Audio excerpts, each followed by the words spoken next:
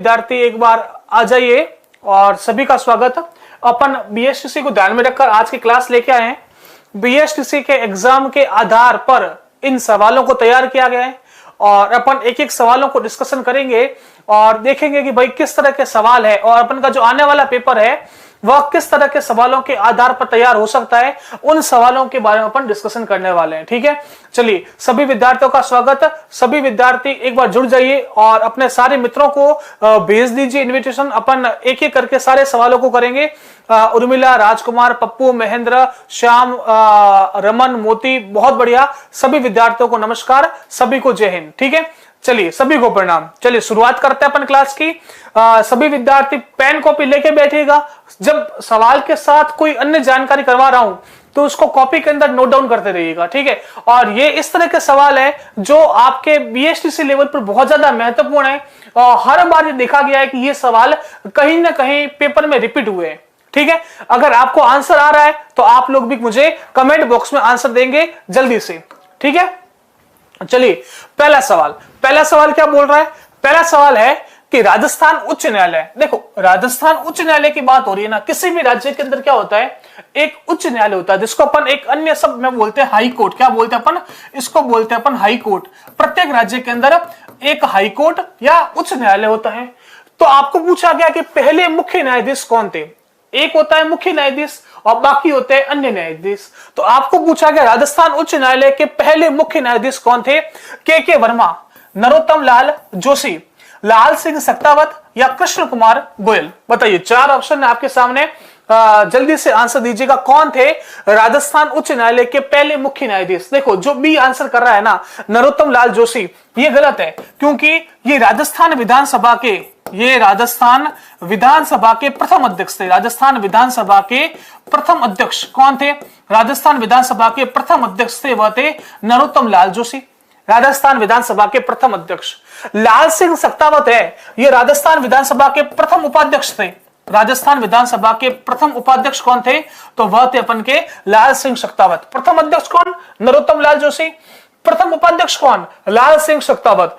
कृष्ण कुमार गोयल, ये राजस्थान में जो राज्य वित्त आयोग है, राज्य वित्त आयोग, उस राज्य वित्त आयोग के प्रथम अध्यक्ष है। राज्य वित्त आयोग के प्रथम अध्यक्ष कौन थे? वह थे कृष्ण कुमार गोयल, के गोयल। ठीक है, तीन ऑप्शन क्लियर। नरोत्तम लाल जोशी राजस्थान विधानसभा के प्रथम अध्यक्ष, लाल सिंह सत्तावत राजस्थान विधानसभा के प्रथम उपाध्यक्ष, इसके अलावा कृष्ण कुमार गोयल राज्य वित्त आयोग के प्रथम अध्यक्ष। आंसर क्या आएगा? आंसर आएगा के वर्मा। के वर्मा या फुल फॉर्म दे तो कमलकांत वर्मा। क्या नाम आएगा? कमलकांत वर्मा या के वर्मा। आई बात समझ में? क्लियर है क्या? चलिए अगर मैं आपको पूछूं कि वर्तमान में राजस्थान उच्च न्यायालय के मुख्य न्यायाधीश कौन है? वर्तमान में राजस्थान उच्च न्यायालय के मुख्य न्यायाधीश, तो आंसर क्या आएगा? ऑगस्टाइन जॉर्ज मसीह, ये वर्तमान में राजस्थान उच्च न्यायालय के मुख्य न्यायाधीश। आंसर याद रखिएगा, वर्तमान का पूछे तो वर्तमान में ऑगस्टाइन जॉर्ज मसीह, पहले कौन थे? कमलकांत वर्मा। चलिए अगला सवाल बहुत अच्छा सवाल है, यह एग्जाम ओरिएंटेड सवाल है, ध्यान से पढ़िएगा।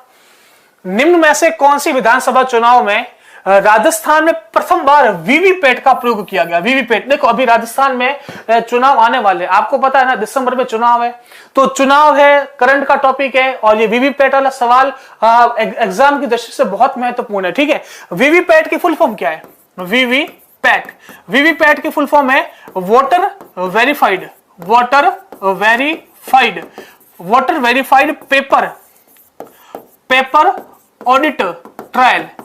Paper audit trial. ये वीवीपैट की फुल फॉर्म है। कौन सी विधानसभा में पहली बार प्रयोग हुआ? 15वीं विधानसभा। अभी कौन सी विधानसभा चल रही है? अभी 15वीं विधानसभा चल रही है और इस 15वीं विधानसभा में इस पहली बार वीवीपैट का प्रयोग किया गया था। चलिए अगर मैं आपको पूछूं 15वीं विधानसभा के अध्यक्ष कौन है? 15वीं विधानसभा के अध्यक्ष, तो आंसर क्या आएगा? सीपी जोशी, जो नाथद्वारा से एमएलए है। कहां से? नाथद्वारा कहां है? कमेंट बॉक्स में जल्दी से आंसर लिखिए कि नाथद्वारा किस जिले में स्थित है। आंसर बताइए मुझे। नाथद्वारा से एमएलए है कौन? सीपी जोशी। और ये 15वीं विधानसभा में पहली बार वीवीपैट का प्रयोग हुआ था। आपको पता है कि अपन की जो जनगणना हुई है यह भी 2011 की जनगणना, 2011 की जनगणना, वह भी कौन से नंबर की है, वह भी 15वें नंबर की है। ठीक है, चलो एक सवाल पूछ रहा हूं, एक सवाल आप लोग मुझे जल्दी से इसका आंसर करोगे। ठीक है, बहुत बढ़िया। नाथ द्वारा का है राज संबंध में, बहुत बढ़िया। रामाराम, मीणा जी, प्रेम नोखवाल, भरत, अरे सारे पुराने विद्यार्थी है, प्रेम नोखवाल वगैरह। जब अपन करंट की क्लास से पढ़ते थे तब ये सारे विद्यार्थी अपन से पढ़ते थे, है ना, सभी वही विद्यार्थी है। चलो एक सवाल पूछ रहा हूं, मुझे आंसर देना।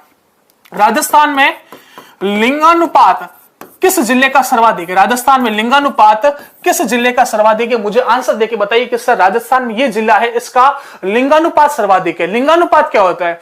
लिंगानुपात होता है 1000 पुरुषों पर महिलाओं की संख्या। आपको जिले का नाम बताना है, जल्दी से आंसर कीजिएगा। मेरा जो नजर है वह आपके आंसर पर है, देखता हूं कौन सा विद्यार्थी वह सबसे पहले आंसर देगा।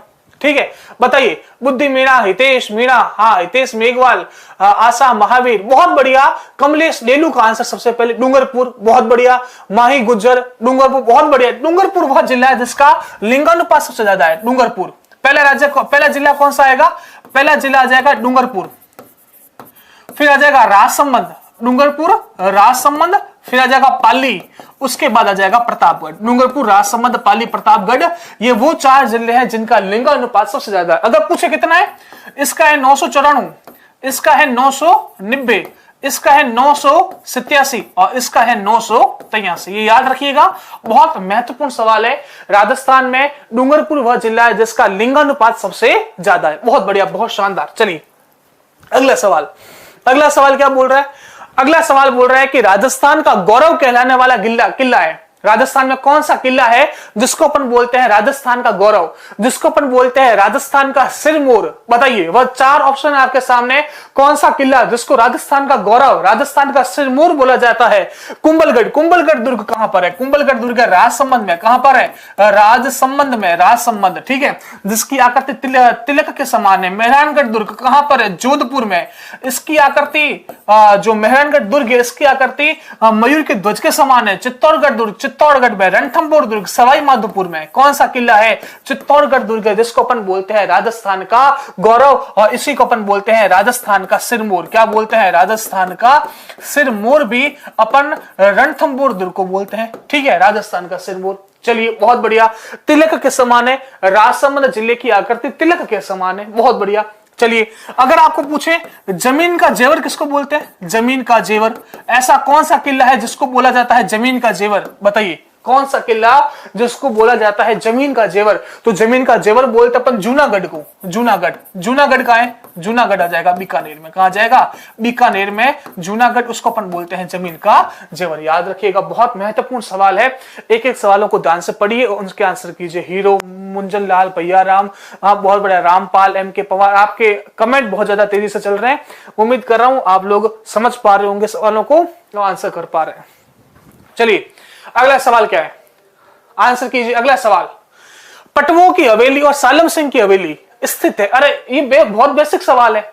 पटवों की हवेली और सालम सिंह की हवेली कहां पर है? बीकानेर में है क्या? जयपुर में है क्या? शेखावटी में या जैसलमेर में? आंसर क्या आएगा? आंसर जल्दी से दीजिए। ये आ जाएगा जैसलमेर में। कहां पर आ जाएगा? जैसलमेर में पटवों की हवेली है और सालम सिंह की हवेली भी कहां जाएगी? जैसलमेर में आ जाएगी। बहुत बढ़िया, बहुत शानदार आंसर आ रहे हैं। जल्दी से आप लोग बस आंसर करते रहिए और आगे चलते रहिए। अगला सवाल है, जयपुर में हवा महल किसने बनवाया था? जयपुर में जो हवा महल है, हवा महल, ठीक है, किसके समान है? हवा महल की जो आकृति है वो कृष्ण के मुकुट के समान है। कृष्ण के मुकुट के समान है। कृष्ण के मुकुट के समान है। बताइए इसका निर्माण किसने करवाया? सवाई जय सिंह ने, सवाई प्रताप सिंह ने, सवाई माधो सिंह ने या मिर्जा राजा जय सिंह ने? कौन है? जयपुर में हवा महल किसने बनवाया था? तो इसका आंसर आ जाएगा सवाई प्रताप सिंह। सवाई प्रताप सिंह ने यह जयपुर में हवा महल बनवाया था। एक बात ध्यान रखिएगा, जो जयपुर का परकोटा है, जो जयपुर का परकोटा है, इसे 2019 में यूनेस्को विश्व धरोहर में शामिल किया गया। कब किया गया? 2019। राजस्थान से 4 स्थल है जिसको यूनेस्को में मान्यता दी गई है। मैं आपको 4 स्थल बता रहा हूं, ध्यान से सुनिएगा। 4 स्थल कौन कौन से? देखो, कोई विद्यार्थी पूछा इसका निर्माण कब किया गया? तो 1799 ईस्वी में इसका निर्माण किया गया। 1799 ईस्वी में इसका निर्माण किया गया था। ठीक है, देखो यूनेस्को में राजस्थान के 4 स्थल है। कौन कौन से?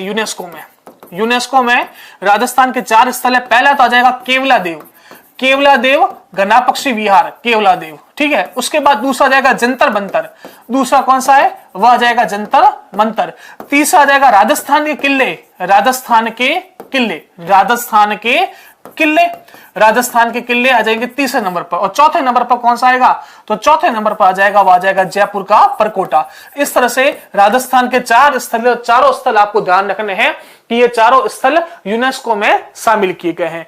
कितने मंजिला है, तो ये 5 मंजिला है। तो जयपुर में जो हवा महल है वह कितने मंजिला है, तो 5 मंजिला है। और इसका जो निर्माण करवाया था सवाई प्रताप सिंह ने 1799 ईस्वी में करवाया, और कृष्ण के मुकुट के समान है यह हवा महल। ठीक है, चलिए अगले सवाल की चर्चा करते हैं। अगला सवाल कौन सा है, आंसर आ रहा है फटाफट।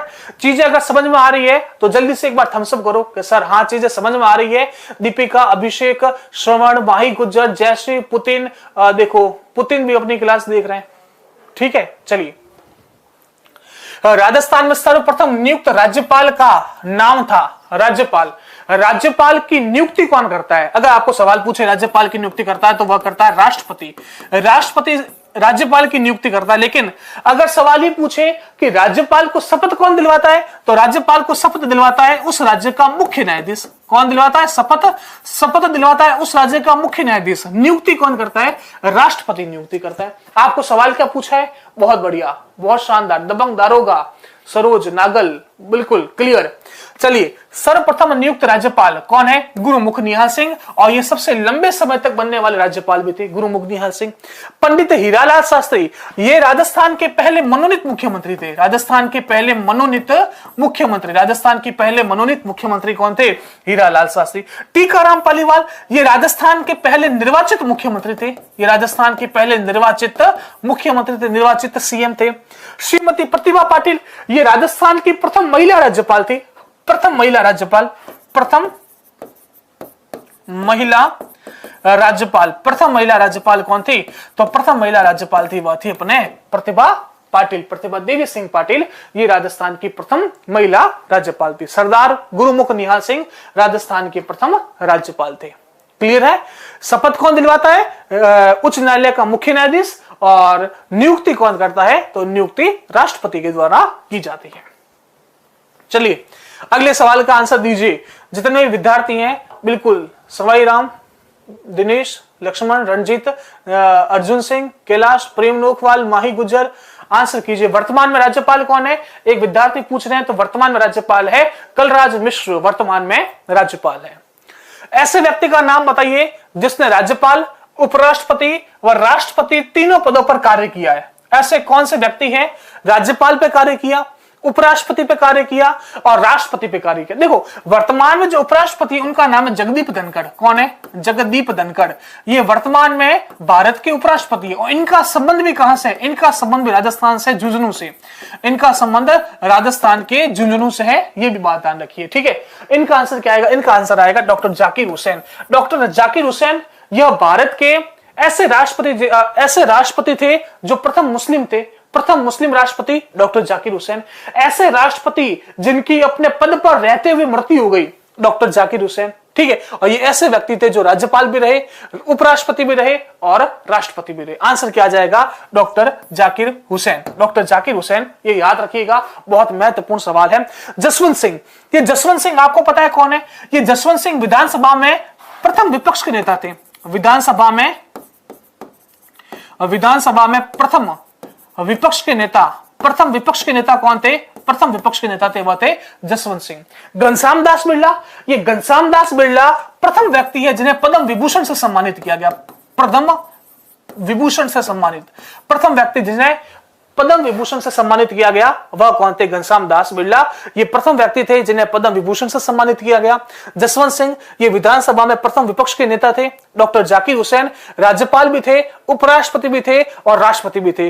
भारत के प्रथम मुस्लिम राष्ट्रपति पूछे डॉक्टर जाकिर हुसैन, और भारत के प्रथम व्यक्ति पूछे, प्रथम राष्ट्रपति जिनकी अपने पद पर रहते हुए मृत्यु हुई, डॉक्टर जाकिर हुसैन। और फिरोज सिंह शेखावत राजस्थान के मुख्यमंत्री रहे थे और भारत के उपराष्ट्रपति के पद पर भी इन्होंने कार्य किया है। चलिए वर्तमान मुख्य सचिव कौन है, कैलाश गर्ग। तो उषा शर्मा है, वह वर्तमान में मुख्य सचिव है। ये आंसर ध्यान रखिए। ठीक है, चलिए अगेन राज्यपाल की नियुक्ति कौन करता है? मैंने सवाल आपको अभी डिस्कस किया ही है। राज्यपाल की नियुक्ति कौन करता है? आंसर दो मुझे। प्रधानमंत्री, राष्ट्रपति, उपराष्ट्रपति या केंद्रीय मंत्रिपरिषद? एक भी विद्यार्थी ऐसा नहीं होना चाहिए जिसको ये आंसर पता नहीं है। आंसर फटाफट आने चाहिए जितने भी विद्यार्थी लाइव देख रहे हो।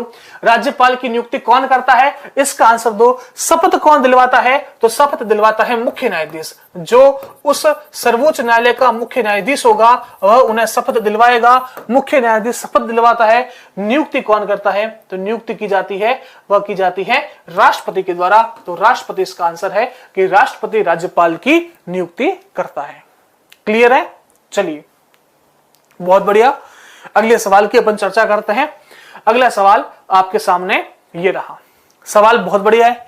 इस तरह के सवाल बीएसटीसी में बहुत बार पूछे जाते हैं, पूछे गए हैं। आपको इन सवालों पर अपनी पकड़ बनानी है और इस तरह से सवालों पर पकड़ बनानी है कि अगर एग्जाम में अपन को सवाल दिखे तो अपन को वह सवाल गलत नहीं करना है। ठीक है?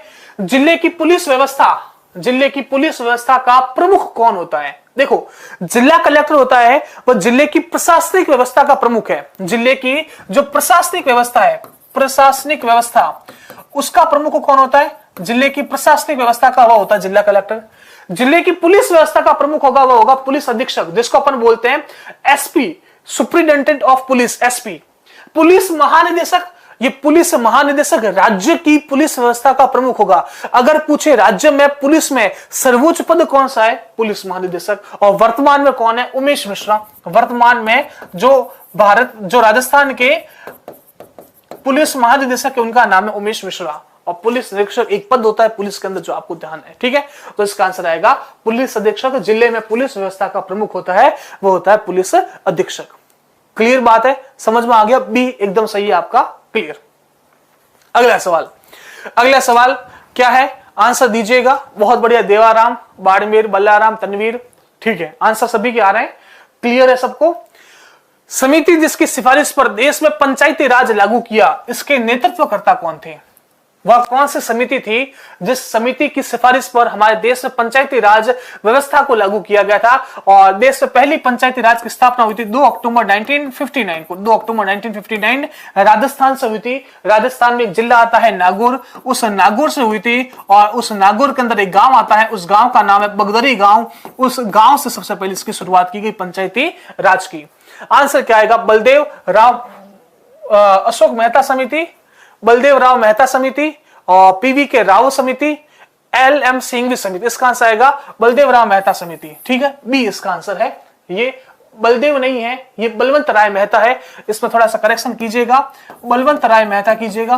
बलवंत राय मेहता समिति, इस समिति की सिफारिश पर सबसे पहले पंचायती राज लागू किया गया था। आंसर क्या आएगा? 2 नंबर, बलवंत राय मेहता समिति। बलवंत राय मेहता समिति, ये इसका आंसर आएगा। ठीक है, 2 अक्टूबर 1959 पहली पंचायती राज की स्थापना हुई थी। ये ध्यान रखिएगा। कहां पर हुई थी? नागौर के बगदरी गांव में। चलिए, भारत में पंचायती राज का प्रारंभ किस गांव से हुआ? ये मैंने अभी बताया आपको, जल्दी से बताइए कि भारत में सबसे पहले पंचायती राज का प्रारंभ हुआ था वह किस गांव से किया गया था? वल्दरा गांव सिरोही, बगदरी गांव नागौर, कारोला गांव जालोर और बुमरिया गांव पाली। देखो, अगर आपको सवाल ये पूछे राजस्थान का प्रथम सौर ऊर्जा विद्युतीकृत गांव कौन सा है? राजस्थान का प्रथम सौर ऊर्जा विद्युतीकृत गांव, आंसर क्या आएगा? राजस्थान का प्रथम सौर ऊर्जा विद्युतीकृत गांव, यह गांव कौन सा है? तो यह आ जाएगा नया गांव। नया गांव, और नया गांव कहां जाएगा? जयपुर। यह पूरा का पूरा गांव है जो सौर ऊर्जा से विद्युतीकृत है। ठीक है, और पंचायती राज की शुरुआत हुई थी, वो हुई थी बगदरी गांव। और बगदरी गांव कहां है? बगदरी गांव है वह है नागौर में। कब हुई? 2 अक्टूबर 1959 को हुई। 2 अक्टूबर 1959 को नागौर जिले के बगदरी गांव में शुरुआत हुई। इस तरह से जो राजस्थान है वह पहला राज्य बना, नागौर है वह पहला जिला बना, और बगदरी है वह पहला गांव बना जहां पर पंचायती राज की शुरुआत की गई। चलिए, क्लियर है क्या? एक बार सभी विद्यार्थी क्लास को भी शेयर कीजिए ताकि हर जगह ये क्लास पहुंचे और सभी विद्यार्थियों को पता चले कि यहां पर बीएसटीसी की क्लास हो रही है। अभी आपके परसों एग्जाम है, जब तक और समय मिलेगा तो हम आपके लिए और भी क्लासें लगाते रहेंगे। ठीक है, चलिए अगले सवाल की अपन चर्चा करते हैं। अगला सवाल क्या है?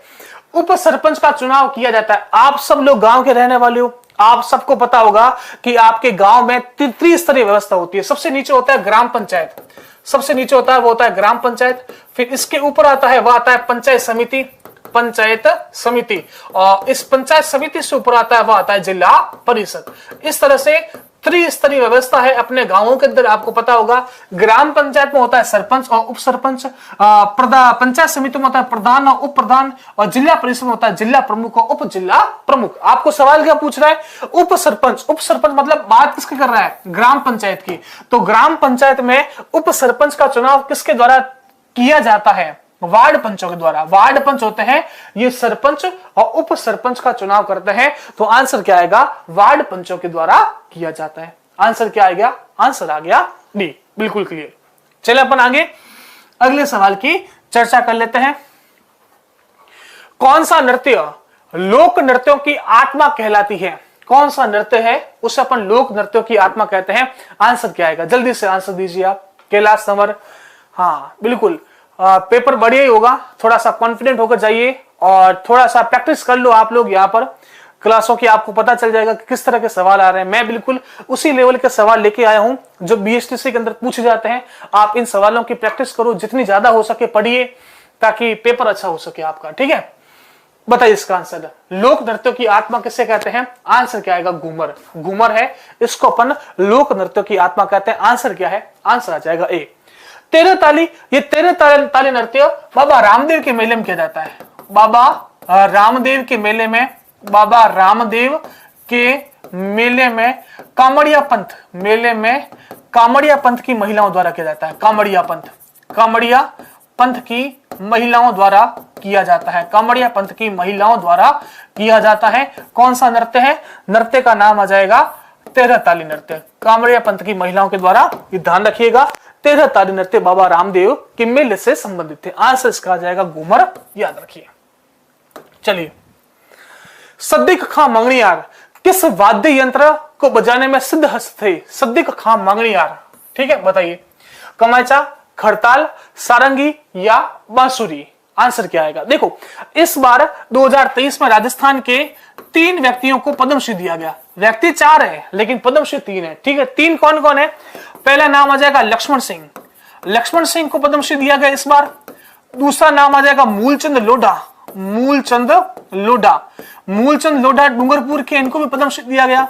और तीसरा नाम आ जाएगा अहमद हुसैन, तीसरा नाम आ जाएगा अहमद हुसैन और मोहम्मद हुसैन, अहमद हुसैन और मोहम्मद हुसैन, इनको भी पद्मश्री दिया गया। ठीक है, तो ये 3 व्यक्ति हैं। व्यक्ति तो 4 है लेकिन पद्मश्री 3 व्यक्ति को, लक्ष्मण सिंह, मूलचंद लोढ़ा और अहमद हुसैन और मोहम्मद हुसैन। इसका आंसर आ जाएगा खड़ताल। ये खड़ताल के वादक हैं, इनको खड़ताल का जादूगर भी कहते हैं। सद्दिक खां मंगनियार किस वाद्य यंत्र को बजाने में सिद्ध थे? आंसर क्या आ जाएगा? खड़ताल।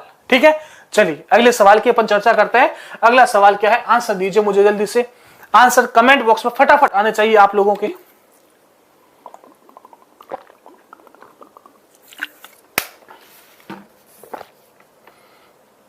आंसर कीजिए इसका।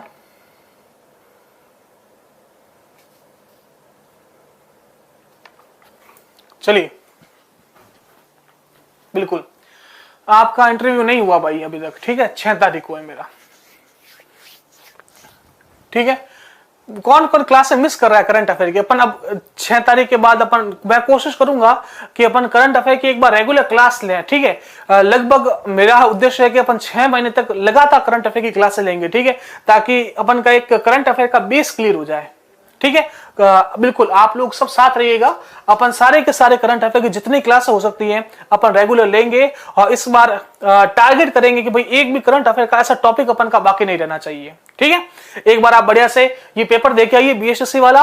उसके बाद अब आने वाली जितनी वैकेंसी होगी अपन बिल्कुल कंधे से कंधा मिलाकर खड़े हैं, और जितनी तैयारी हो सकेगी अपन इस यूट्यूब पे प्लेटफॉर्म पर करेंगे अपन। ठीक है, राजस्थान में सर्वाधिक जनसंख्या किस जनजाति की है? बताओ, सर्वाधिक जनसंख्या किस जनजाति की निवास करती है? मीणा, भील, गरासिया, सांसी। अब मुझे बताइए, अरे गरासिया है ना, ये किस जिले में निवास करती? मुझे ये इतना बता दो कि गरासिया किस जिले में निवास करती? मीणा सर्वाधिक शिक्षित जनजाति मीणा, और सर्वाधिक जो जनसंख्या है वह भी किसकी है? मीणा की। देखो एक बार कांस्टेबल में सवाल आया, कांस्टेबल में सवाल क्या आया कि राजस्थान में हिंदू तथा मुस्लिम के बाद तीसरा धर्म कौन सा है जो सर्वाधिक जिसकी जनसंख्या है? तो अगर आपको धर्म के हिसाब से पूछे ना, धर्म के हिसाब से, तो देखो ध्यान रखना, पहला धर्म है सबसे ज्यादा जनसंख्या हिंदू की, फिर दूसरा धर्म है वह है मुस्लिम, सबसे ज्यादा जनसंख्या मुस्लिम दूसरे नंबर पर, तीसरा है वह है सिख, चौथा है वह है जैन, पांचवा है वह है ईसाई,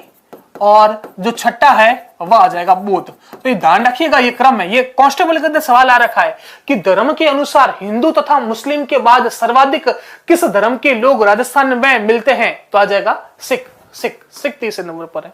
इस तरह के सवाल आते हैं। इसमें मीणा है सर्वाधिक जनसंख्या, और सर्वाधिक शिक्षित जनजाति भी कौन सी? मीणा। बहुत बढ़िया। गरासिया कहां पाए जाते हैं? गरासिया आते हैं सिरोही में सर्वाधिक गरासिया जनजाति निवास करती है। आई बात समझ में कि नहीं आई? इस तरह के सवाल है। देखो मैं आपको पेपर में जिस तरह के सवाल आते हैं ना, उससे भी मैं आपको रूबरू करवा रहा हूं। ये कांस्टेबल का सवाल है। उस समय बच्चों ने दिमाग क्या लगाया? बच्चों ने लगाया कि सबसे ज्यादा जैन होने चाहिए, जबकि जैन नहीं है, कौन है? सिख है। ठीक है सर, इंतजार रहता है आपकी क्लास का। बिल्कुल, अब आपका इंतजार खत्म होगा। मैं कोशिश करूंगा कि देखो 6 या 7 तारीख के बाद मैं आपके साथ रेगुलर टच में रहूं और क्लासें मैं आपसे यूट्यूब पे लेता रहूं, ताकि आप लोगों का भी भला हो सके। और क्या है कि जब से मैंने क्लासें लेना बंद किया है तो मेरा खुद का करंट इतना अपडेट नहीं हो पाता। ठीक है, वरना क्या होता है कि रोज क्लास लेनी होती ना, तो करंट अफेयर को पढ़ के आना पड़ता है। लेकिन अब पता है क्लास है, नहीं तो आज नहीं तो कल पढ़ लेंगे अपन, इस तरह से हो जाता है ना। धारी संस्कार किस जनजाति में प्रचलित है? धारी जो संस्कार है वह किस जनजाति में प्रचलित है? सहरिया, गरासिया, कथोड़ी या कंजर? बताओ भाई। ये सहरिया कहां निवास करती है? ये सहरिया निवास करती है बारां में। और अगर आपको पूछे सहरिया जनजाति का जो कुंभ है वह कौन सा मेला होता है? तो सीताबाड़ी का मेला। एक मेला है सीताबाड़ी का मेला। इस सीताबाड़ी के मेले को अपन बोलते हैं सहरिया जनजाति का कुंभ। याद रखिएगा, बहुत महत्वपूर्ण सवाल है। सीताबाड़ी का मेला सहरिया जनजाति का कुंभ कहलाता है। ठीक है, और जो धारी संस्कार है यह सहरिया जनजाति में होता है। कहां पर होता है? सहरिया जनजाति में। ठीक है, गरासिया मैंने आपको बताया, गरासिया सिरोही में पाई जाती है। कथोड़ी मुख्यतः उदयपुर के आसपास के क्षेत्र में होती है, जो कत्था बनाने का काम करती है। आप लोगों ने पान खाया होगा, उस पान में जो दुकानदार कत्था लगा के देता है वह कथोड़ी जनजाति के द्वारा तैयार किया जाता है। आई बात समझ में? क्लियर है? तो ये 3 जनजाति आपको ध्यान रखनी है। गरासिया सिरोही, सहरिया बारां और कथोड़ी मुख्यतः उदयपुर में पाई जाती है। और सहरिया जनजाति का जो कुंभ होता है वो आता है सीताबाड़ी का मेला। ठीक है, चलिए अगला सवाल मुझे बताइए, कमेंट करें, आंसर फटाफट आने चाहिए आप लोगों के। छोटी तीज कब मनाई जाती है? भाद्रपद शुक्ल तृतीया, वैशाख शुक्ल तृतीया, चैत्र शुक्ल तृतीया या श्रावण शुक्ल तृतीया? आंसर करिए मुझे कि छोटी तीज कब मनाई जाती है। आपको तिथि पूछी गई है, तिथि का आंसर आप लोगों के पास आना चाहिए कि इसका आंसर क्या होगा। बताइए। देखो छोटी तीज की सवारी पूछे ना कि किस जिले की छोटी तीज की सवारी फेमस है, तो आ जाएगा जयपुर की छोटी तीज की सवारी फेमस है। ठीक है, तिथि पूछे श्रावण शुक्ल तृतीया, श्रावण शुक्ल तृतीया को छोटी तीज मनाई जाती है। आंसर आ जाएगा 4 नंबर। और इस दिन से त्योहारों की शुरुआत मानी जाती है कि फिर इस दिन के बाद त्योहार धीरे धीरे शुरू होने लग जाते हैं। अधिक मास खत्म हो जाता है ना, अधिक मास खत्म हो जाता है। चलिए, बेणेश्वर में आदिवासियों का कुंभ भरता है। बेणेश्वर में आदिवासियों का कुंभ भरता है। बेणेश्वर कहां है? डूंगरपुर में। 3 नदियों का संगम है भाई। 3 नदियां कौन कौन सी है? सोम, माही और जाखम। इन 3 नदियों के संगम पर डूंगरपुर में बेणेश्वर धाम का कुंभ भरता है। कौन सी तिथि को भरता है? तिथि कौन सी है? माघ पूर्णिमा को भरता है। कब भरता है? माघ पूर्णिमा को यह भरा जाता है। ठीक है, सोम, माही और जाखम। क्लियर? बहुत बढ़िया। कितने फटाफट आंसर आ रहे हैं आप लोगों के। बिल्कुल तैयार रहिए एग्जाम के लिए। निम्न में से कौन सा तेल क्षेत्र नहीं है? अब देखो सवाल क्या पूछा, तेल क्षेत्र नहीं है। आपको नाम से पता चल जाएगा। मंगला, ऐश्वर्य, भाग्यम या साहगढ़? आप आंसर करो। देखो राजस्थान में 4 तेल के बेसिन है। जो 4 तेल के बेसिन है ना, इनको ध्यान रखिएगा, काफी बार सवाल आ जाते हैं। पहला जो तेल का बेसिन है वह है बाड़मेर सांचौर बेसिन। कौन सा है? बाड़मेर सांचौर बेसिन। दूसरा जो बेसिन है वह आ जाएगा जैसलमेर बेसिन। तीसरा जो बेसिन आएगा वह आ जाएगा बीकानेर नागौर नागौर बेसिन, और जो चौथा बेसिन आ जाएगा वह आ जाएगा विंध्यन बेसिन, विंध्यन बेसिन। इस तरह से राजस्थान में 4 बेसिन है तेल के। अब आपको देखो बाड़मेर सांचौर बेसिन में कौन कौन से जिले आएंगे, तो इसमें आ जाएगा बाड़मेर और जालोर, ये 2 जिले आपको इसके अंदर मिल जाएंगे। ठीक है, जैसलमेर के अंदर सिर्फ एक जिला मिलेगा, वो मिलेगा जैसलमेर। ठीक है, चलिए भाई, बीकानेर नागौर के अंदर आपको बीकानेर मिल जाएगा, आपको बीकानेर मिल जाएगा, आपको नागौर मिल जाएगा, आपको हनुमानगढ़ मिल जाएगा, आपको श्रीगंगानगर मिल जाएगा, आपको चूरू मिल जाएगा। ठीक है, और विंध्यन बेसिन के अंदर, विंध्यन बेसिन के अंदर आपको देखो 4 तो मिल जाएंगे हाड़ौती वाले, कोटा, बूंदी, बारा, झालावाड़, कोटा, बूंदी, बारा, झालावाड़। कुछ भाग आ जाएगा भीलवाड़ा का, कुछ भाग आ जाएगा भीलवाड़ा का, और कुछ भाग आ जाएगा चित्तौड़ का। इस तरह से ये 4 बेसिन है। बहुत बार सवाल आता है कि बाड़मेर सांचौर बेसिन में कौन कौन से जिले शामिल है, या सवाल पूछ लेगा कि विंध्यन बेसिन में कौन सा जिला शामिल नहीं है। इस तरह के सवाल बहुत बार पूछे जाते हैं। आप लोग तैयार रहिए इन तरह के सवालों के लिए। निम्न में से कौन सा तेल क्षेत्र नहीं है? साहागढ़ तेल क्षेत्र नहीं है ना, बाकी 3 तेल के क्षेत्र हैं, जिसमें से पहला वाला है राजस्थान का प्रथम है, वह है मंगला 2009 में, और राजस्थान का जो नवीनतम है वह आ जाएगा दुर्गा, ये भी बाड़मेर में है और इसकी खोज हुई थी 2022 में। ठीक है, तो राजस्थान का नवीनतम कौन सा है? दुर्गा। राजस्थान का पहला कौन सा है? मंगला। मंगला की खोज 2009 में। कहां पर है? बाड़मेर में। दुर्गा कहां पर है? बाड़मेर में। ठीक है, ऐश्वर्या कहां पर है? बाड़मेर में। भाग्यम कहां पर है? बाड़मेर में। रागेश्वरी कहां पर है? बाड़मेर में। कामेश्वरी कहां पर है? बाड़मेर में। शहीद तुक्काराम कहां है? बाड़मेर में। पूनम कहां है? एक बताओ पूनम। अब पूनम का आंसर आप लोग दो कि पूनम तेल क्षेत्र किस जिले में स्थित है? बताइए भाई, जल्दी से आंसर करें, और उम्मीद कर रहा हूं कि आपको ये चीजें समझ में आ रही होगी। ये जितनी चीजें बता रहा हूं सब चीजें आपको याद होनी चाहिए। चलिए अगला सवाल, पूनम तेल का क्षेत्र किस जिले में स्थित है? आंसर दें भाइयों, फटाफट आंसर आने चाहिए। अभी तक आंसर नहीं आया। विशाखा बेनीवाल का आंसर आया है, बिल्कुल। सभी बाड़मेर में नहीं है, पूनम बाड़मेर में नहीं है, ये बीकानेर में है। ठीक है, कहां पर है पूनम? पूनम है बीकानेर में। चलिए, कांकरेज नस्ल किस पशु की है? कांकरेज नस्ल किस पशु की नस्ल है? गाय की है क्या भाई? बकरी की है? भैंस की है? मुर्गी की है? बताओ किसकी नस्ल है? गाय की। किसकी नस्ल है? कांकरेज। थार पारकर किसकी नस्ल है? बताओ भाई। थार पारकर, थार पारकर ये किस पशु की नस्ल है? थार पारकर किस पशु की नस्ल है? आंसर कमेंट बॉक्स में करके बताइए। थार पारकर किस पशु की नस्ल है? आंसर कमेंट बॉक्स में आने चाहिए।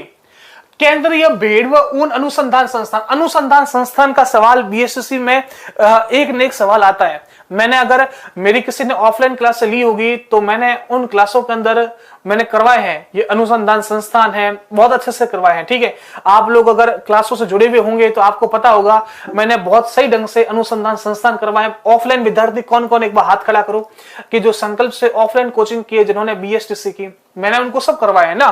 तो आप मुझे बताइए, केंद्रीय भेड़ व ऊन अनुसंधान संस्थान कहां पर है? मालपुरा भीलवाड़ा में, अविका नगर टोंक में, फलोदी जोधपुर में, या रावतबाड़ा चित्तौड़ में? आंसर पता होगा आपको, अविका नगर टोंक में। बहुत बढ़िया। अब बहुत बढ़िया, थार पारकर का है, गाय की नस्ल है। किसकी?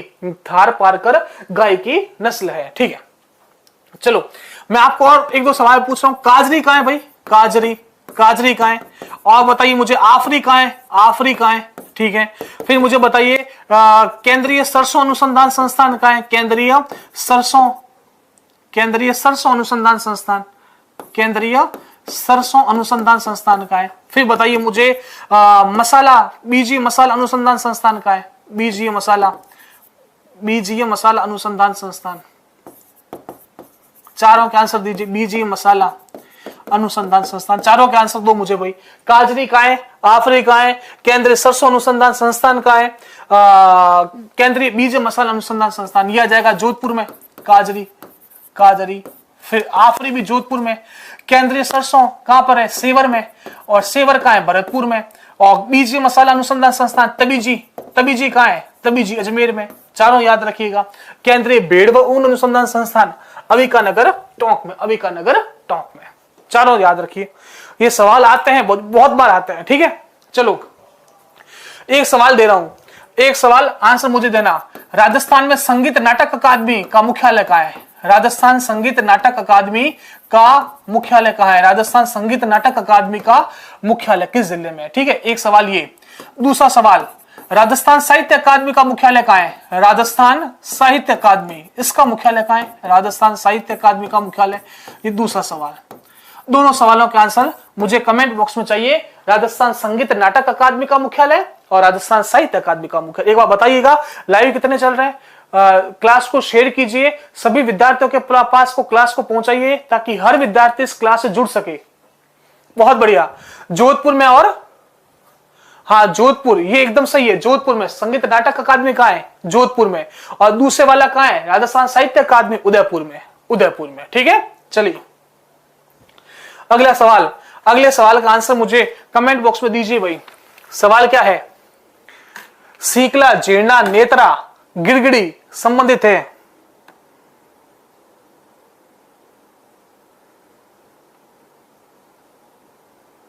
FNP पर हर बुके सजा है।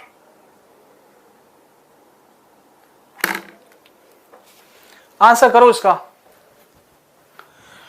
सीकला, जीर्णा, जीर्णी होती ना, आप लोगों ने घर पे देखा होगा, दही से छाछ बनाते हो जीर्णी। तो जीर्णा किससे संबंधित है? जीर्णा दही बिलोने से। किससे? दही बिलोने से। जीर्णा का संबंध दही बिलोने से है, ठीक है।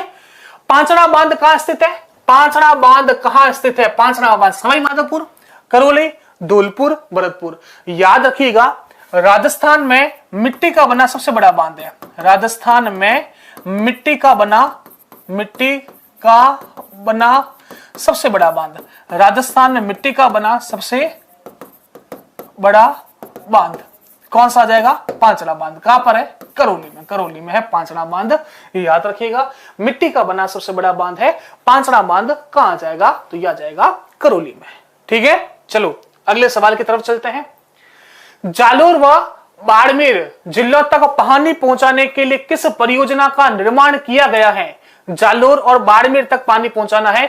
इंदिरा गांधी नहर परियोजना का निर्माण किया गया है, नर्मदा नहर परियोजना का निर्माण किया गया है, जाखम परियोजना का निर्माण किया गया है, या माही बजाज सागर परियोजना का निर्माण किया गया? बताइए कौन सी परियोजना जिसका निर्माण किया गया? आंसर आएगा नर्मदा नहर परियोजना। इस परियोजना का निर्माण किया गया है ताकि जो गुजरात से जो पानी है वो बाड़मेर और जालोर जिलों में पहुंचाया जा सके। नर्मदा नहर परियोजना आंसर आएगा इसका बी। बी इसका आंसर है, ठीक है। चलिए अगले सवाल की तरफ चर्चा करते हैं।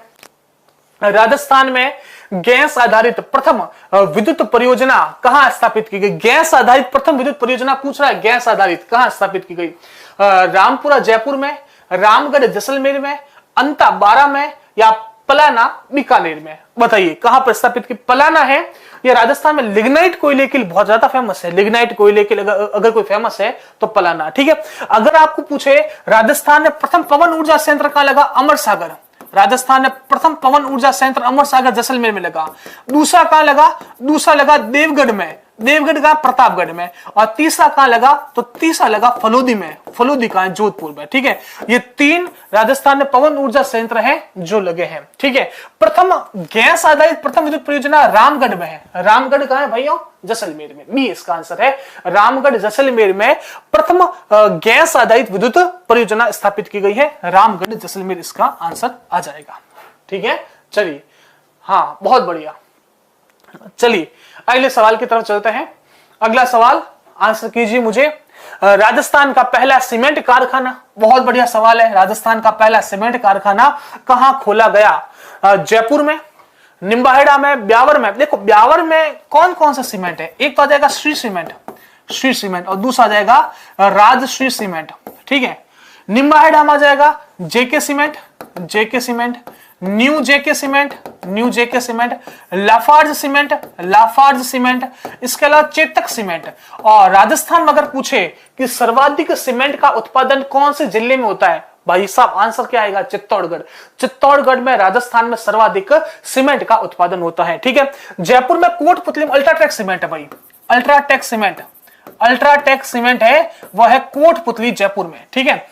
जो पहला सीमेंट का कारखाना लगा था वह लगा था लाखीरी में, लाखीरी में लगा था। लाखीरी कहां है? बूंदी में। लाखीरी बूंदी में राजस्थान का पहला सीमेंट का कारखाना लगा था लाखीरी बूंदी में। याद रखिएगा, बहुत अच्छा सवाल है, पेपर में बहुत बार इस तरह के सवाल आते हैं लाखेरी बूंदी में। ठीक है, चलो अगर मैं आपको पूछूं कि राजस्थान का पहला सूती वस्त्र कारखाना कौन सा है, पहला सूती वस्त्र कारखाना, आंसर देना मुझे।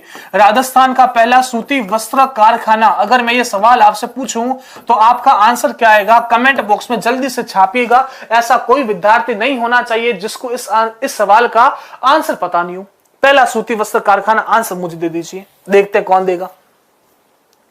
चलिए, उड़न गिलहरी के लिए प्रसिद्ध वन्य जीव अभ्यारण्य है सीतामढ़ी अभ्यारण्य, दर्रा अभ्यारण्य, कुंभलगढ़ अभ्यारण्य, ताल छापर अभ्यारण्य, सीता माता अभ्यारण्य, ये सीता माता अभ्यारण्य। ठीक है, बताइए आंसर क्या आएगा इसका। ब्यावर, ब्यावर अजमेर में लगी थी। ठीक है, पहली सूती वस्त्र मिल राजस्थान की वह लगी थी ब्यावर अजमेर में। ठीक है, ब्यावर अजमेर में लगी थी, ये ध्यान रखिएगा।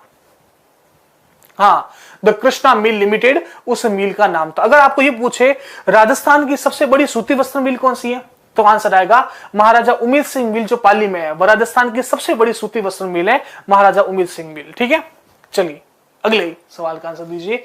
उड़न गिलहरी के लिए कौन सा अभ्यारण्य फेमस है, बताइए इसका आंसर क्या आएगा। बिल्कुल आप सभी का आंसर आ रहा है ब्यावर अजमेर, एकदम सही है। ललिता, आजम खान, बहुत बढ़िया, सभी विद्यार्थियों के आंसर एकदम क्लियर के हैं। ठीक है, इसका आंसर क्या आएगा, इसका आंसर आएगा सीता माता अभ्यारण्य, ये उड़न गिलहरी के लिए प्रसिद्ध है। ठीक है, ताल छापर अभ्यारण्य कहाँ है, तो ये आ जाएगा चुरू में। कुंभलगढ़ अभ्यारण्य कहाँ है, कुंभलगढ़ अभ्यारण्य राजसमंद में, और दर्रा अभ्यारण्य आ जाएगा कोटा में। ठीक है, चलिए अगले सवाल की तरफ चलते हैं। राजस्थान का प्रथम राष्ट्रीय उद्यान कौन सा है, राजस्थान का प्रथम राष्ट्रीय उद्यान कौन सा है, केवलादेव। देखो केवलादेव एक ऐसा स्थान है जो नेशनल पार्क भी है, रामसर साइट भी है और यूनेस्को में शामिल भी है। इसको 1981 में रामसर साइट का दर्जा दिया गया, इसको 1985 में यूनेस्को विश्व धरोहर में शामिल किया गया, और केवलादेव एक राष्ट्रीय उद्यान भी है। ठीक है, पहला राष्ट्रीय उद्यान पूछे तो आ जाएगा रणथंभौर।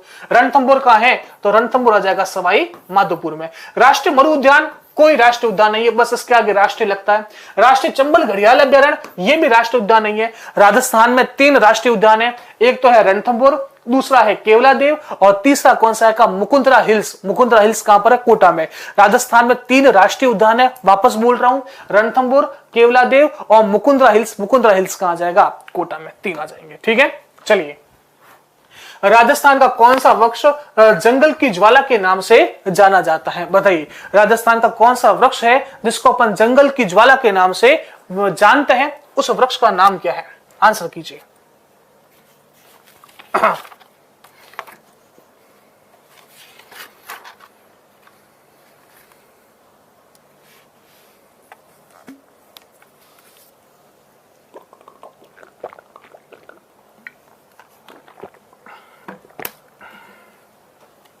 आंसर क्या आ रहा है, आंसर आ रहा है बिल्कुल पलास, डी। हाँ, पलास एकदम सही है।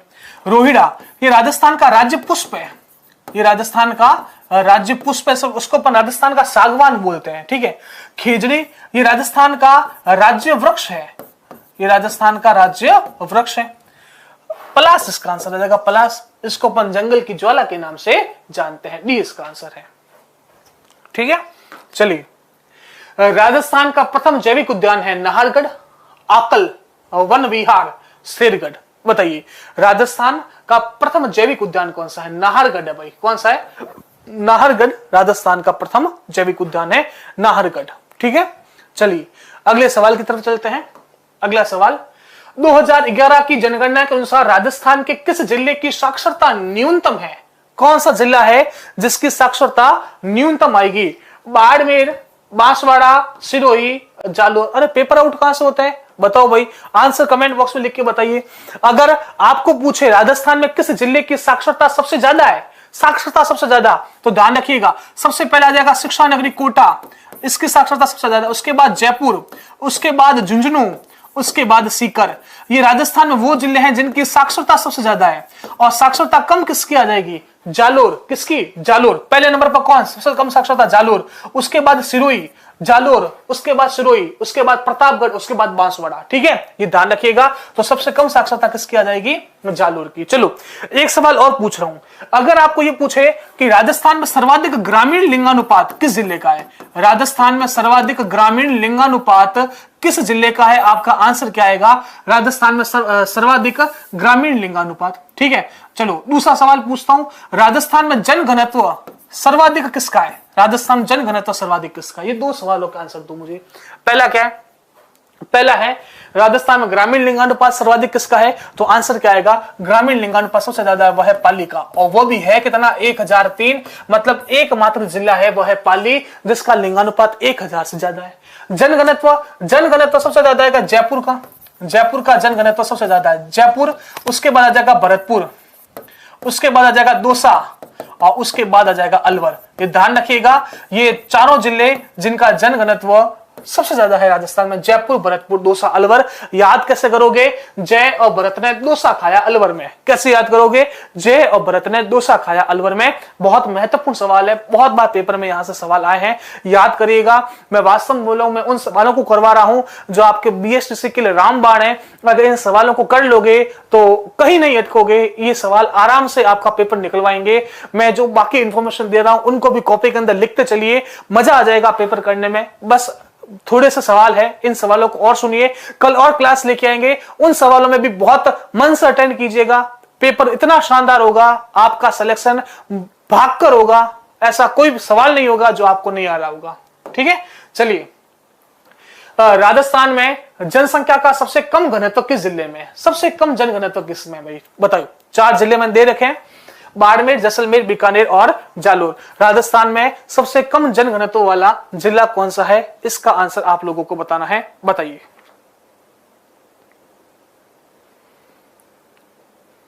एक बार सभी विद्यार्थी क्लास को भी शेयर कीजिए ताकि एक बार हर किसी विद्यार्थी के पास ये क्लास पहुंचे। हाँ, आंसर करें मुझे। सबसे कम जनघनत्व, देखो सबसे कम जनघनत्व आएगा जैसलमेर का। जैसलमेर के ऊपर कौन सा है? बीकानेर, तो फिर आ जाएगा बीकानेर का। फिर जैसलमेर के नीचे कौन सा है? बाड़मेर, तो बाड़मेर का। उसके बाद एक जिला रह जाएगा चुरू, तो जैसलमेर का 17, 7 के बाद 8, 8 के बाद 9 और फिर 147। इस तरह से आपको जनघनत्व याद रखना है। राजस्थान में सर्वाधिक जनघनत्व जयपुर, भरतपुर, दौसा, अलवर। जय और भरत ने दौसा खाया अलवर में। और सबसे कम जनघनत्व जैसलमेर, जैसलमेर के ऊपर बीकानेर, जैसलमेर के नीचे बाड़मेर और एक याद करना चुरू। आपको क्या पूछा? सबसे कम जनघनत्व, आंसर क्या आ जाएगा? जैसलमेर। जैसलमेर का कितना है? 17, 17 पे खतरा तो जैसलमेर, तो जैसलमेर आपको याद करना है। ठीक है, चलिए अगर आपको पूछे राजस्थान में सर्वाधिक जनसंख्या वृद्धि किस जिले की है? सर्वाधिक जनसंख्या वृद्धि दर राजस्थान में सर्वाधिक जनसंख्या वृद्धि दर किस जिले की है? सबसे ज्यादा जनसंख्या में वृद्धि हुई, बताओ भाई वह जिला कौन सा है? वह जिला आप सब लोग आंसर दे पाओगे, वह जिला और कोई नहीं है, वही जिला है जहां से मैं पढ़ा रहा हूं। वह जिला कौन सा है? बाड़मेर। ठीक है, तो राजस्थान में सर्वाधिक जनसंख्या वृद्धि दर कहां से है? बाड़मेर। ठीक है, याद रखिएगा, सर्वाधिक जनसंख्या वृद्धि दर बाड़मेर। दूसरे नंबर पर बाड़मेर के ऊपर जैसलमेर, तीसरे नंबर पर बाड़मेर का पड़ोसी जोधपुर, और चौथे नंबर पर आ जाएगा बांसवाड़ा। तो ये 4 जिले हैं जिनका सर्वाधिक जनसंख्या वृद्धि दर है। सर्वाधिक जनसंख्या वृद्धि दर बाड़मेर, जैसलमेर, जोधपुर और बांसवाड़ा। याद कर लेना भाई, एक एक सवाल पेपर में छपेगा। जो चीजें बोल रहा हूं ऐसे कैसे लिखते चलो, ऐसे कैसे याद करते चलो बस। लंगा व मंगनियार जातियों का संबंध रहा है। लंगा व मंगनियार 2 जनजातियां हैं, उनका संबंध किससे रहा है? लोक गायकी, मृग कला, वीर कला या जादू कला? बताओ किससे संबंध रहा है? लोक गायकी से। और मुख्यतः ये बाड़मेर जैसलमेर के रहने वाले हैं, मुख्यतः बाड़मेर जैसलमेर के रहने वाले हैं। ठीक है, चलिए अब 1-2 सवाल दे रहा हूं, मुझे बताइए थेवा कला का संबंध किस जिले से है? कमेंट बॉक्स में एक भी विद्यार्थी ऐसा नहीं होना चाहिए जिसके आंसर ना आए। ठीक है, फटाफट आंसर दो। थेवा कला का संबंध किस जिले से? उस्ता कला का संबंध किस जिले से? अगला बताइए मुझे थेवा कला, उस्ता कला। फिर बताइए मुझे ब्लू ब्लू पॉटरी का संबंध किस जिले से आएगा? Blue pottery. ये 3 सवालों के आंसर दो मुझे। थेवा कला किस जिले की प्रसिद्ध है? उस्ता कला किस जिले की प्रसिद्ध है? और ब्लू पॉटरी किस जिले की प्रसिद्ध है? तीनों के आंसर। एक भी विद्यार्थी ऐसा नहीं होना चाहिए जो आंसर नहीं दे। दीपक, गजेंद्र, अभी चौधरी, खुशबू, आर राठौर, जीतू, हरिओम, महेंद्र, बहुत बढ़िया। प्रतापगढ़, थेवा कला प्रतापगढ़ की फेमस है। थेवा कला होती क्या है भाई? सोने की जो नक्काशी का काम होता है उसको अपन बोलते हैं थेवा कला, ठीक है। उस्ता कला ऊंट की खाल पर की जाने वाली कला। उस्ता कला कहां की फेमस है? बहुत बढ़िया, बीकानेर, जोगेंद्र, सवाई, कमलेश, भंवर, बहुत बढ़िया। ब्लू पॉटरी, ब्लू पॉटरी क्या होती है? चीनी मिट्टी के बर्तनों पर की जाने वाली जो ब्लू कलर की कसीदाकारी जो नक्काशी होती है उसको अपन बोलते हैं ब्लू पॉटरी। कहां की फेमस है? जयपुर की। और इसमें से एक व्यक्ति का नाम ध्यान रखना, कृपाल सिंह शेखावत। कृपाल सिंह शेखावत को ब्लू पॉटरी के लिए पद्मश्री पुरस्कार से सम्मानित किया गया है। ये सब बातें ध्यान रखिएगा। ब्लू पॉटरी का संबंध जयपुर से है और व्यक्ति कौन है? कृपाल सिंह शेखावत, ठीक है। हिजामुद्दीन उस्ता कला से संबंधित है। और थेवा कला का एक कलाकार बता दीजिए जिसको पद्मश्री पुरस्कार दिया गया, जल्दी से बताइएगा। थेवा कला का वह कौन सा कलाकार है जिसको थेवा कला के लिए पद्मश्री पुरस्कार से सम्मानित किया गया है? मैं उम्मीद कर रहा हूं कि मेरे जो शब्द है वो आपके दिमाग के अंदर पहुंच रहे होंगे, वो आपको याद हो रहे होंगे। चलिए अगले सवाल की तरफ चलते हैं। गले का आभूषण नहीं है भाई, ये तो अपन को क्या पता गले का आभूषण नहीं है। जो महिलाएं होगी उनको पता होगा गले का कौन सा आभूषण नहीं है। बजंटी, रखण, ठूसी, मादलिया, बताओ कौन सा आभूषण है? देखो नाथू जी है ना, वह नाथू जी थेवा कला के प्रवर्तक हैं, लेकिन जो महेश जी सोनी है ना, उन महेश जी सोनी को थेवा कला के लिए पद्मश्री से सम्मानित किया गया। नाथू जी सोनी पद्मश्री से सम्मानित नहीं है, वो प्रवर्तक है थेवा कला के। महेश जी सोनी को थेवा कला के लिए पद्मश्री से सम्मानित किया गया है, ठीक है। बहुत बढ़िया, चले अपन आगे। हाँ, सवाल का आंसर दीजिए मुझे। गले का आभूषण रखण नहीं है भाई, ये दांतों का आभूषण है, दांतों के अंदर लगता है रखण, दांतों का आभूषण है। आंसर क्या आएगा? बी। चलिए, बढार क्या है? बढार विवाह के अवसर पर दिया जाने वाला प्रतिभोज है। पुरुषों का सभा स्थल रूपी झोपड़ा, कोठड़ी होती है वो तो, कोठड़ी। पुरुषों का सभा स्थल रूपी झोपड़ा कोठड़ी होती है। अफीम पिलाने की परंपरा, और ये होती है क्या? बढार। दासी प्रथा ना, ये तो खुद में एक प्रथा है, ठीक है। आंसर क्या आएगा? विवाह के अवसर पर दिया जाने वाला प्रतिभोज, इसको अपन बोलते हैं बढार। ब्याह हुआ नयो नयो तो लाडी लाओ या लाडो लाओ तो ब्याह भोजन दिया करे, उसको अपन बोलते हैं बढार, ठीक है, बढार। चलिए अगला सवाल। अगला सवाल है, चूहों की देवी के रूप में प्रसिद्ध है। चूहों की देवी, बताओ ये चूहों की देवी छींक माता, चौथ माता, गेवर माता की करणी माता। करणी माता देशनोक बीकानेर में मंदिर है अपना, है ना। देशनोक बीकानेर में करणी माता का मंदिर है। और करणी माता के मंदिर में जो सफेद रंग के चूहे होते हैं उसको अपन बोलते हैं काबा। क्या बोलते हैं? काबा बोलते हैं, काबा, है ना, काबा बोलते हैं। एक करणी माता का मंदिर देखो उदयपुर में है। एक करणी माता का मंदिर उदयपुर में जिसको अपन बोलते हैं मनसापूर्ण करणी माता, जहां पर रोपवे है ना। देखो रोपवे मैंने आपको बताया नहीं, मैं आपको बता देता हूं। राजस्थान में जो रोपवे है ना, जिसको अपन मारवाड़ी भाषा में बोलते हैं उड़न खटोला, वो 4 है। पहला कहां पर है? तो पहला आ जाएगा अपने, वह आ जाएगा सुंदा माता। सुंदा माता का है बीनमाल, सुंदा माता। दूसरा जाएगा मनसापूर्ण करणी माता, और ये मनसापूर्ण करणी माता ये देशनोक वाली माता नहीं है, वो उदयपुर वाली माता है, ठीक है, मनसापूर्ण करणी माता। तीसरा कौन सा आ जाएगा? तीसरा आ जाएगा सावित्री माता। तीसरा आ जाएगा सावित्री माता पुष्कर। और चौथा कौन सा आ जाएगा? चौथा मुझे बताओ, सामोद हनुमान जी। ये चौथा रूपवे है, सामोद हनुमान जी। इस तरह से राजस्थान में जो रूपवे है वह कितने हैं? वह 4 रोपवे हैं, ठीक है। प्रथम रोपवे सुंदा माता, सबसे लंबा रोपवे सुंदा माता, और प्रथम रोपवे भी कौन सा? सुंदा माता। सुंडा पर्वत पर है, भीनमाल में है, ठीक है। और यहाँ पर सुंदा माता अभ्यारण्य भी है, जहां पर भालुओं की दिखता है, जंगली भालू पाए जाते हैं यहाँ पर इस अभ्यारण्य में। वाणी व संवर्गी नामक ग्रंथों के रचयिता है। वाणी और संवर्गी नामक ग्रंथों के रचयिता। इस सवाल का आंसर दो आप मुझे फटाफट, जब तक मैं पानी पी लेता हूं। वाणी और संवर्गी ग्रंथों के रचयिता कौन है?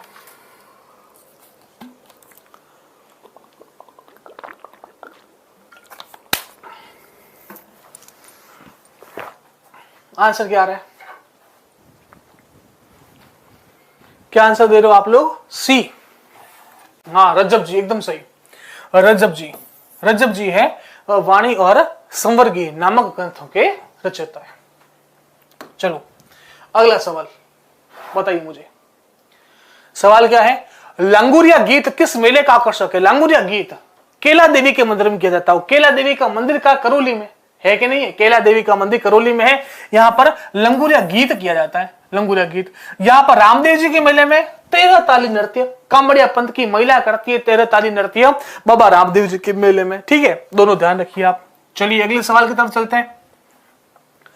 सोरठा छंद मांड राग जिस बोली की शिल्पगत विशेषताएं हैं वह है कौन सी बोली है? मुझे बताइए। 4 ऑप्शन आपको दे रखे हैं, पिंगल, मेवाड़ी, मारवाड़ी या मालवी।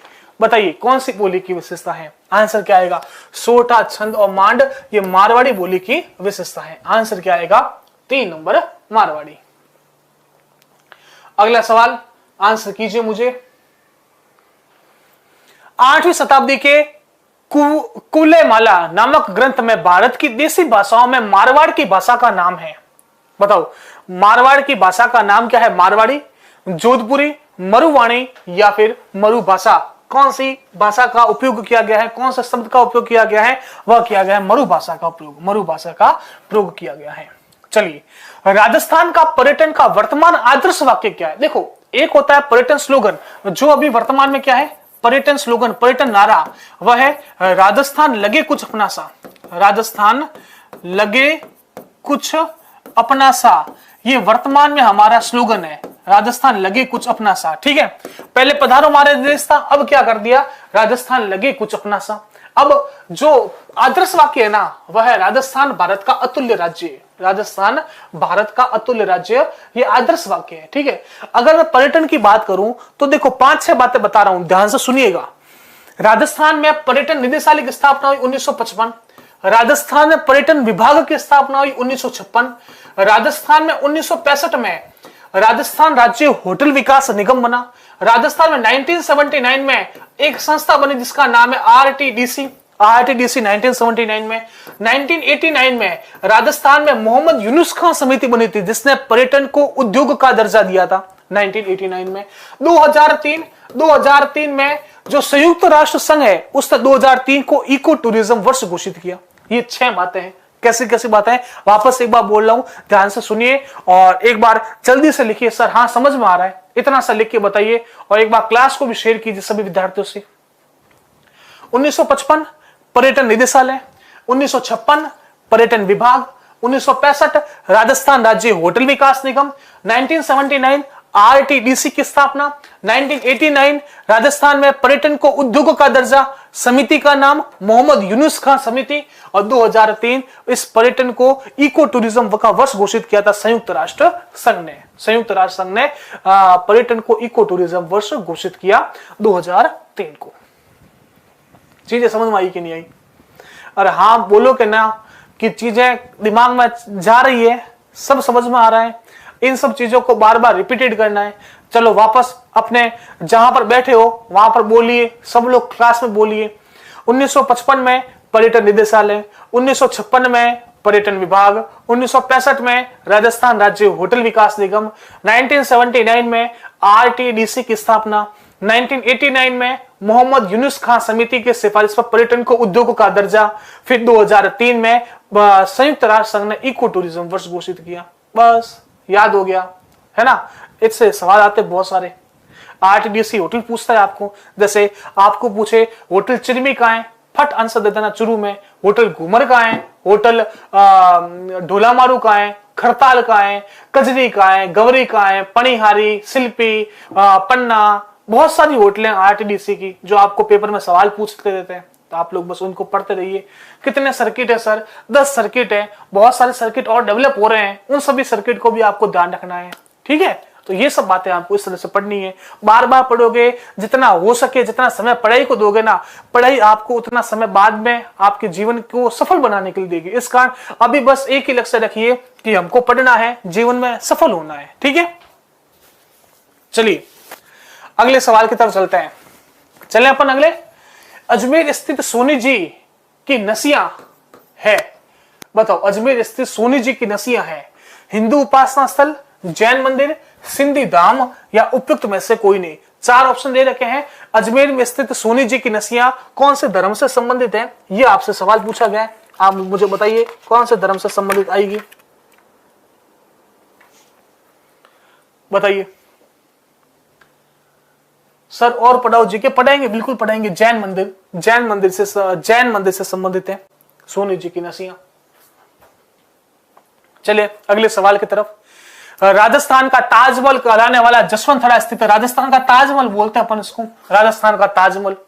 जोधपुर में, बीकानेर में, मंडोर में, ओसिया में। अब बताओ कहां पर है? जसवंतथड़ा आ जाएगा जोधपुर में भाई। मेहरानगढ़ जो दुर्ग है उसके तलहटी में है जसवंतथड़ा, ठीक है। राजस्थान का ताजमहल है, ताजमहल की जैसी आकृति लेके बनाया गया है, इसका अपन इसको बोलते हैं राजस्थान का ताजमहल। निम्न में से कौन सा स्थान चित्तौड़गढ़ दुर्ग में स्थित नहीं है? चित्तौड़गढ़ दुर्ग में स्थित नहीं है। श्रृंगार चौरी है भाई, है। कुंभामल है, कीर्ति स्तंभ भी है। सांवलिया जी का मंदिर निम्बाड़ा चित्तौड़गढ़ में है भाई। आंसर क्या आ जाएगा? 4 नंबर। सांवलिया जी का मंदिर कहां है? चित्तौड़गढ़ में। ये चित्तौड़गढ़ में, दुर्ग में स्थित नहीं है, ठीक है। निम्बाहेड़ा में है, निम्बाहेड़ा चित्तौड़गढ़, ठीक है। चलिए अगला सवाल। मुस्लिम दाऊदी बोहरा संप्रदाय का प्रमुख तीर्थ स्थल गलियाकोट। अरे गलियाकोट कहां है? गलियाकोट के घिया पत्थर के खिलौने फेमस है।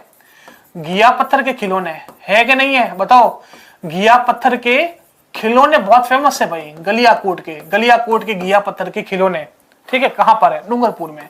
गलियाकोट डूंगरपुर में, गलियाकोट डूंगरपुर में आ जाएगा, ठीक है। घिया पत्थर के खिलौने बहुत फेमस है यहाँ के, ठीक है। चलिए अगले सवाल की तरफ चलते हैं।